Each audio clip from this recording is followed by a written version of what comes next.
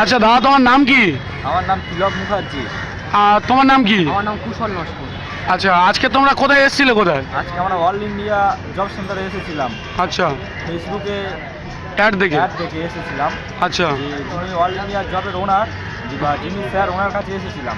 আচ্ছা আজকে ওনার কাছে আমরা বলেছিলাম যে কালকের থেকে আমাদের কোনো কাজ দরকার এমার্জেন্সি, তা উনি বললো ঠিক আছে, হয়ে যাবে।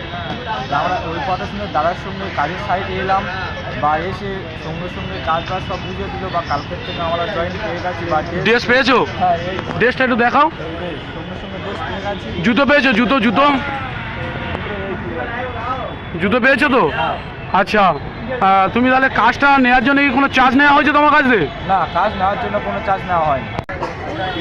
আমি অল ইন্ডিয়া জব সেন্টারে এসেছিলাম, এসে দাদার সাথে এসেছিলাম, এসে তারপরে দেখা হলো স্যারের সাথে যে একটা আর্জেন্ট কাজের খুব দরকার ছিল, টাকা পয়সাও মানে সেরকম একটা ছিল না, কোনো চার্জ পাস অবশ্য নেয়নি। তো এসে সঙ্গে সঙ্গে এখানে জয়েনিং করানো হলো। ডিউটিটা কোথায় পেয়েছো?